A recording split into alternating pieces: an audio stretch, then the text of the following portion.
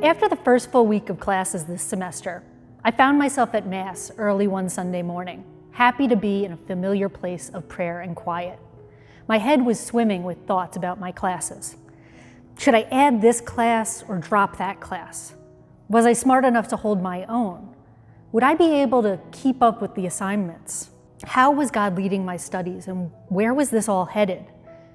As I sorted through my own internal dialogue, the familiar refrain of today's responsorial psalm broke through.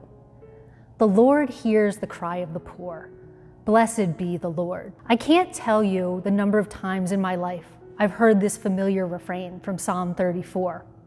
But in that moment, as it interrupted my internal dialogue of doubt and worry, I heard it in a different way.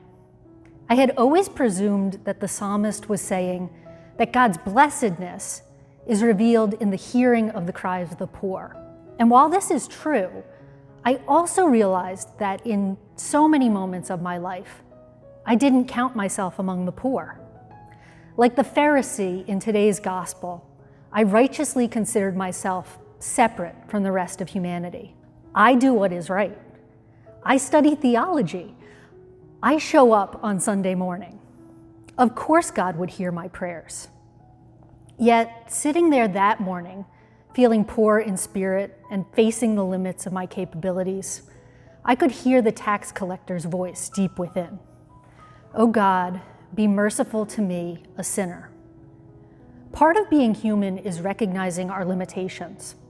Part of being Christian is believing that by becoming human, God in Jesus Christ reconciles the world and each of us to God's self. God knows and loves us in our very being. As the first reading from Sirach today recounts, God doesn't play favorites. When we cry out, God hears us, and our prayers remain with God until there is reconciliation. In faith, we trust in God's steadfast presence, knowing the many ways throughout our lives that God has provided for us in our poverty. And we recognize that God stands particularly with those on the margins, the excluded and the overlooked, the oppressed and the materially impoverished. With humility, then, we are called to work for justice and right relationship, here and now. This work is not our own. It makes us no better than anyone else.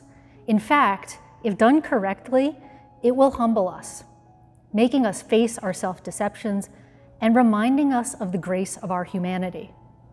And if we can do this with humble hearts and utter dependence on God, we might just hear ourselves, the poor ones, cry out, "Blessed be the Lord."